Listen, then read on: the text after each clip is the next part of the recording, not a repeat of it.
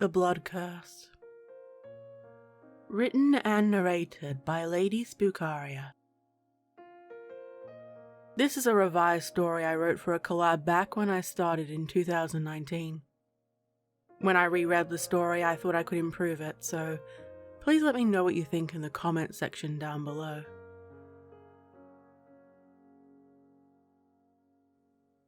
My family made a dark pact with a demon centuries ago. We were at war with a rival family for the throne, and things were getting desperate. We had lost most of the battles and a lot of our territory.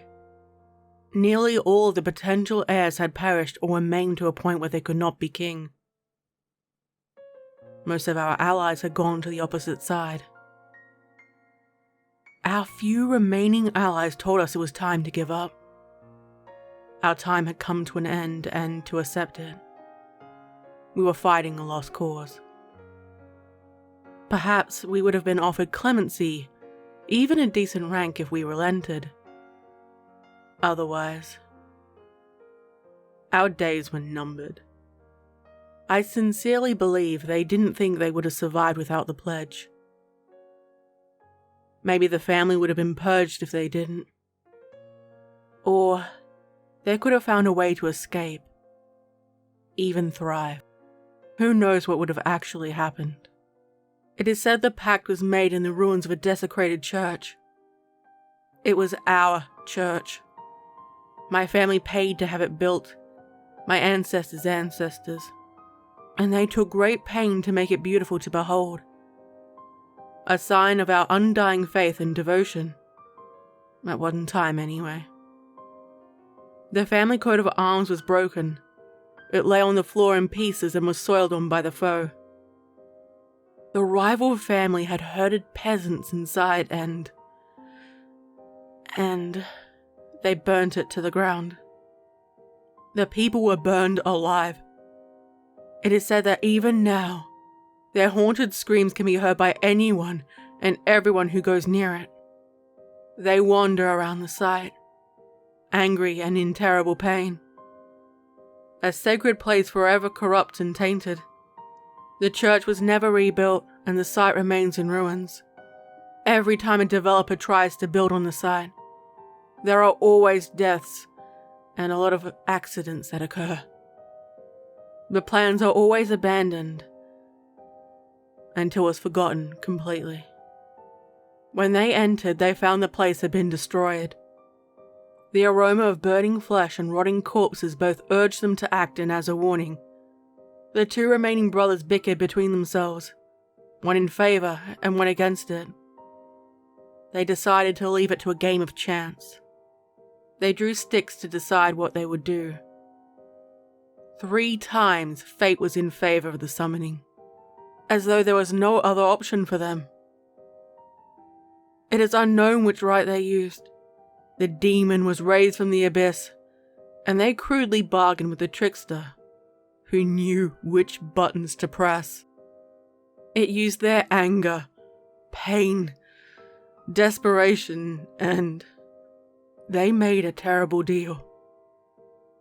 They would get what they desired, but nothing ever came for free.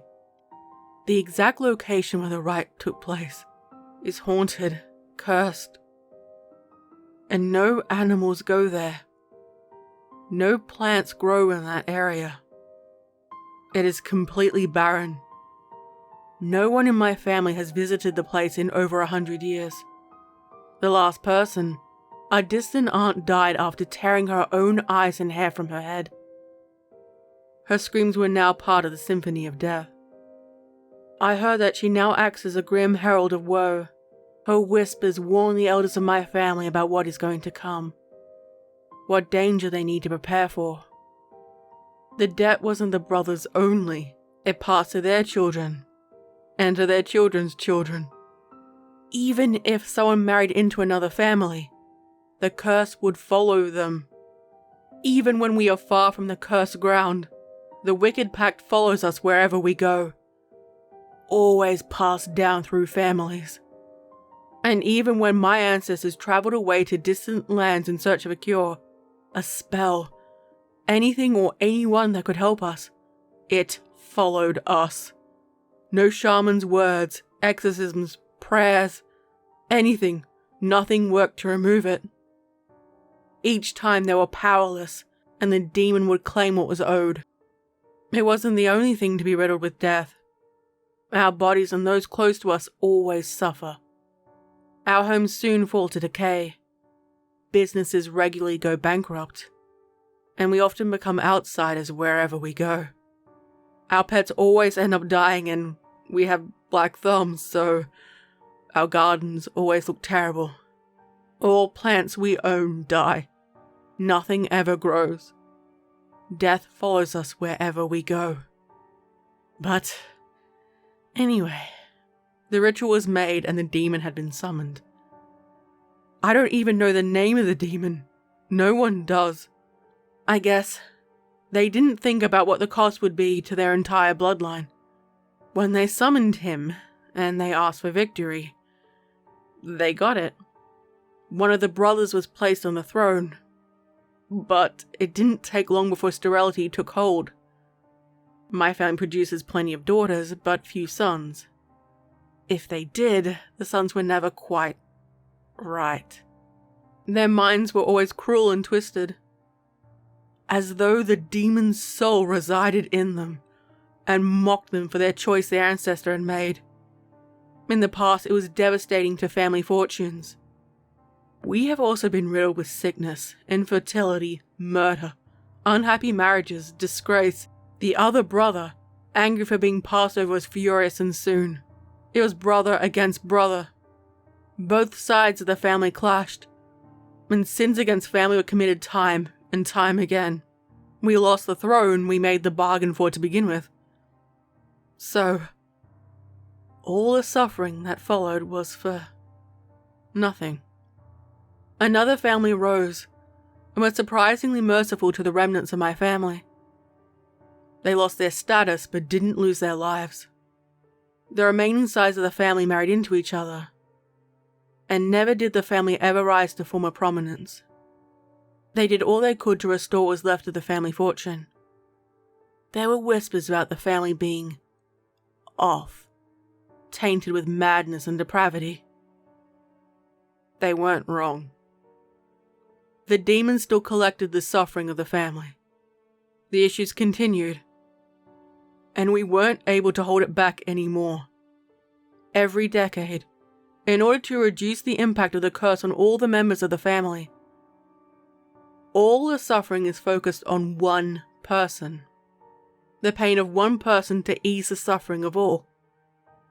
Someone gets sacrificed, and everyone in the family is forced to watch and participate. The harm done to those who participate is lessened each time it happens. It is at a point now that no one in the family has ever been destitute. Our businesses tend to do okay. Never great, but they don't sink anymore. Perhaps a life of mediocrity is part of the demon's great plan for us. As you can imagine, family gatherings are never pleasant. When my friends ask why I don't like my family, it is difficult to tell them why. I can't tell them. I just tell them that they're weird or that they make me uncomfortable. Neither is a lie. It isn't easy speaking to people who would do that to you, or someone you were close to, or who would take pleasure in it.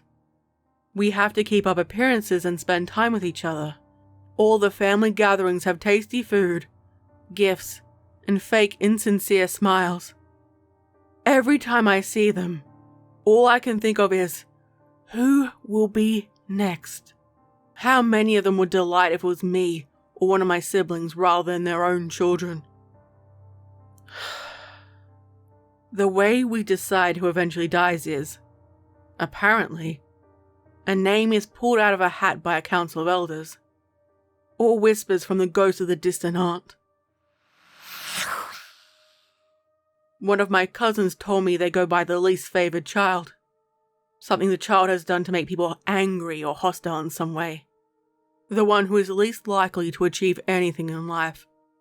How it is decided makes zero difference because in the end, it doesn't matter.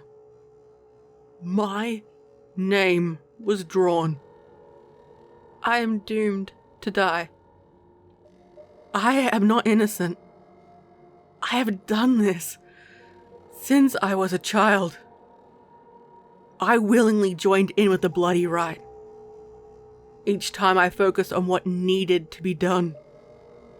It was a task that had to be completed. Something we had to do. Not something we wanted to do. I didn't care about the pain of my extended family members. It is normal for us. Many family members tend to resort to an outside means as a method to cope. We can go to no one for help. It is a secret. Each of us caught up in our own personal hell. It is as normal as any other family tradition. Even though I knew there was a chance, I never believed my name would be finally written in blood on the household door. There were no warning signs that something was coming. No haunted whispers. Nothing that I could foresee what was going to come. It wouldn't have mattered if it did. Can I run? Well, I don't think I will get far. And I know what will happen to my family if the ritual doesn't happen. All the suffering would return. Perhaps the demon would be angry at them. I don't know. Either way, who can I go to without incriminating myself in the process? So, I have to endure all of it. I will be taken deep into the woods. So deep that no one ever goes out that far. Away from any prying eyes or help that could rescue me. We would walk through the forest for days until we reached our destination. There is no mistake it will be me who will be sacrificed. I will wear a coarse red gown with a red dot on the front and back. The rest of the family will be cloaked and masked. Their faces hidden from view. I will be able to tell who each person is though. Perhaps the masks are to keep people anonymous, just in case we were caught by some good Samaritan. The skulls of previous family members who have been sacrificed will surround me in a circle. It is said they whisper things. Sometimes encouragement, other times threats, and perhaps even deranged babbling. A pattern is painted on the floor using the blood of the previous victim. Offers of food, gold, and other valuables are placed around in a circle, as much as the family as the collective can afford. The demon does not tolerate cheap or shabby offerings. And from what I know, there is no specific time during the night it is done. The elders chant some strange words, and the hourglass begins. This is always when it is the most awkward. Sometimes people would beg and scream. Others would try to run. But some just simply accept their fate. The family, everyone, from the elders to the children will be there to witness, and slice or pierce my body. If you are old enough to hold a pen, you are old enough to join in on the rite. I will slowly be skinned alive. If I'm not alive throughout, then the process won't work. My blood will be drained for the next ritual. Slowly, each of my organs will be pierced. Enough to drain me of life, but not to kill me. Never to actually kill me. My body will be slowly roasted. All to prolong life, and cause as much suffering for as long as possible. If I'm in pain, then the demon will see it, feel it, and not spread the suffering to my other family members. Or maybe it will lessen the toll they experience. Once that is complete, and if it is done correctly, I will still be alive. And my family will tear pieces of flesh from my living body, and they will consume it. The last thing I will see is my family devouring me. I don't want to die. I don't want to die like this. They're here. For me.